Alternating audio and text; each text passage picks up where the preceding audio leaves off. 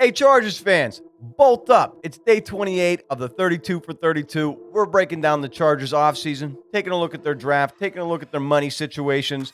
Join us for this one.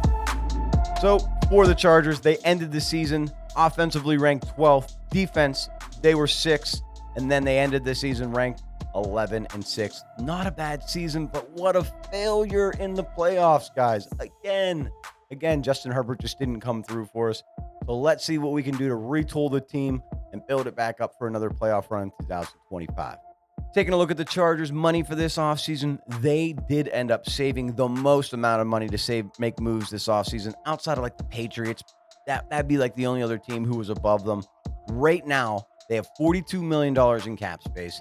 Effective cap, they have $39 million. And then dead money, again, like I said with these AFC West teams, a lot of dead money.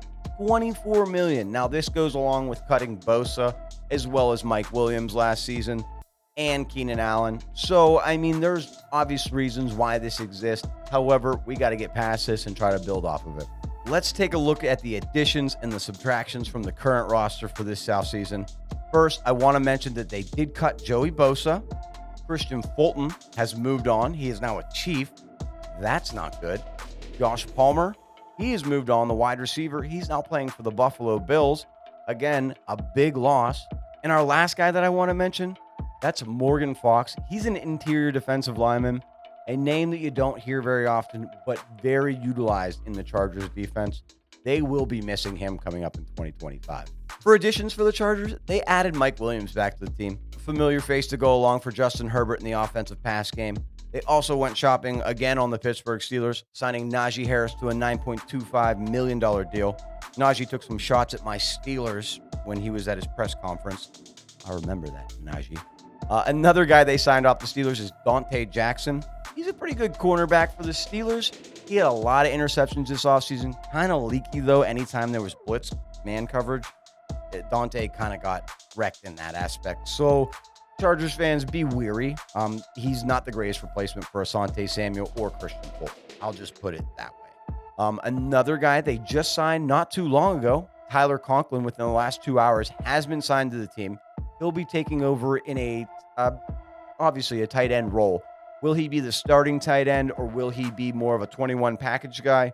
I'm not 100% sure. Tyler Conklin getting towards the end of his career, but they did add another tight end to the roster.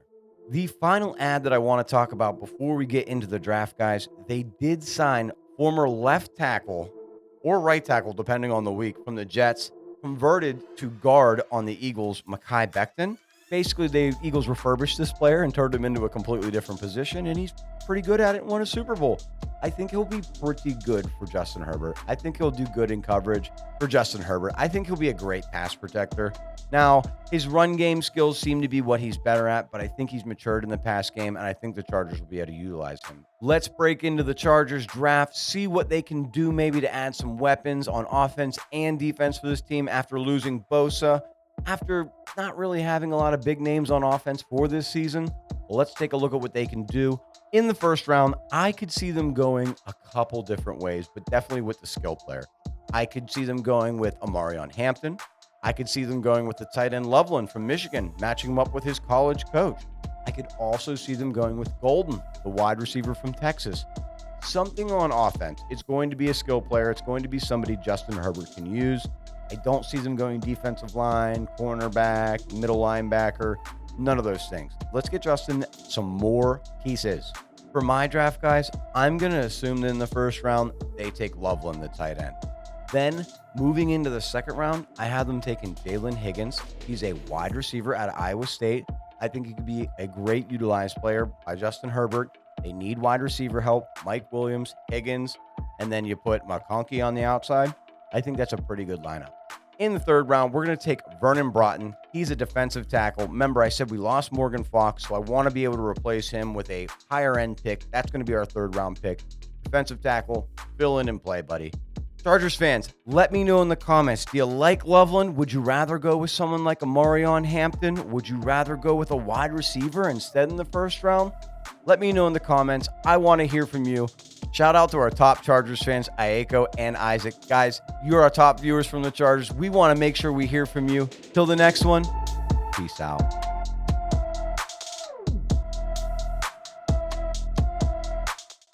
a Chargers fan. No, absolutely. Absolutely.